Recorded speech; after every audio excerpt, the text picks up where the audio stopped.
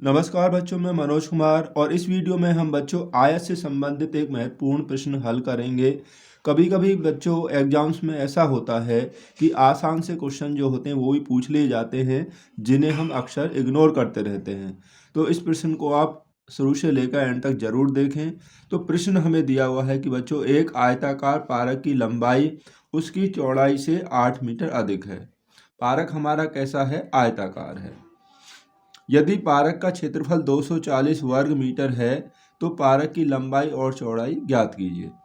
देखिए बच्चों, यहाँ पर जो इसकी जो लंबाई है पार्क की, उसकी चौड़ाई से 8 मीटर अधिक है।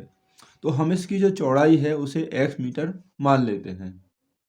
तो हमने जब इसकी जो चौड़ाई है बच्चों x मीटर मान ली, तो लंबाई कितनी है? उसकी चौड़ाई से 8 मीटर अधिक है। इसलिए बच्चों जो आयताकार पार्क है इसकी जो लंबाई हो जाएगी वो इसकी चौड़ाई से 8 मीटर अधिक हो जाएगी, यानी कि x प्लस 8 मीटर हो जाएगी। अब हमें यहाँ पर जो दिया हुआ है इसका क्षेत्रफल है 240 वर्ग मीटर है, ठीक है नहीं? क्योंकि आयत का क्षेत्रफल, आयताकार जो हमारा पार्क है, इस पार्क का जो क्षेत्रफल है वो हमें दिया हुआ है बच्चों 240 वर्ग मीटर। और आयत का क्षेत्रफल क्या होता है? लंबाई गुणा चौड़ाई होता है, ठीक है? क्योंकि आयत का क्षेत्रफल वो होता है बच्चों लंबाई गुणा चौड़ाई, ठीक है? ये होता है। तो इसलिए क्या होगा, लंबाई हमने मानी यहाँ पर x प्लस 8 है हमारी, और चौड़ाई हमारी आई है बच्चों x। तो इसका जो क्षेत्रफल हो जाएगा वो बराबर होगा 240 के बराबर होगा, 240 वर्ग मीटर के। इसे आप सॉल्व कर लीजिए, x की यहाँ मल्टीप्लाई करेंगे तो ये होगा एक्स स्क्वायर प्लस 8x। इसको आप इधर ले आइए, माइनस 240 बराबर 0। तो यहाँ पर बच्चों ये हमें एक क्या हो गया, द्विघात समीकरण प्राप्त हो गया। अब हमें यहाँ पर 240 के ऐसे फैक्टर्स करने हैं, गुणनखंड करने हैं कि माइनस करने पर 8 आ जाए 240 के ही, ठीक है? तो आप देखेंगे कि 20 गुणा 12, तो 20 गुणा 12 कितना होगा? 240 होगा। अगर 20 में से हम 12 माइनस करेंगे तो हमारे पास कितना बचेगा बच्चों? 8 ही यहाँ पर प्राप्त हो जाएगा। तो यही हमारे गुणनखंड होंगे। आप इन्हें अलग भी आसानी से कर सकते हैं। तो x square plus 20x minus 12x, क्योंकि घटाकर लाना हमें, ये वाला साइन देखना है आपको, माइनस 240 बराबर 0।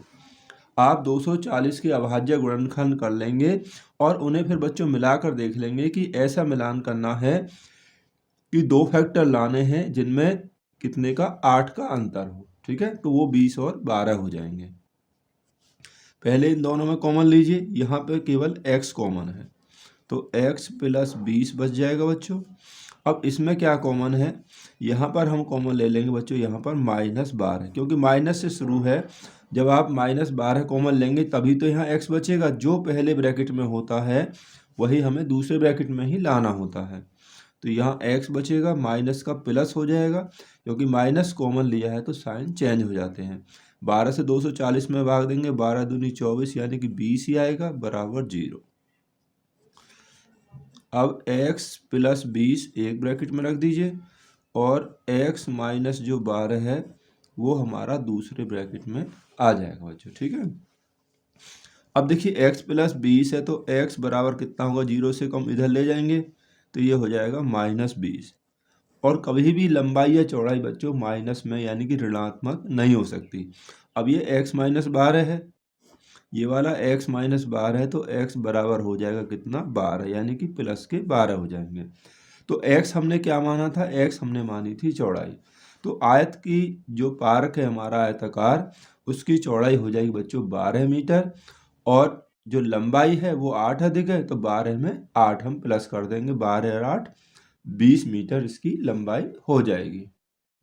और बच्चों इस प्रश्न में हमें इसकी लंबाई और चौड़ाई ही ज्ञात करना है। अगर आप क्षेत्रफल निकालेंगे, देखिए तो क्षेत्रफल जो होगा 20 गुणा 12, यानी कि 240 वर्ग मीटर ही यहाँ पर हो जाएगा।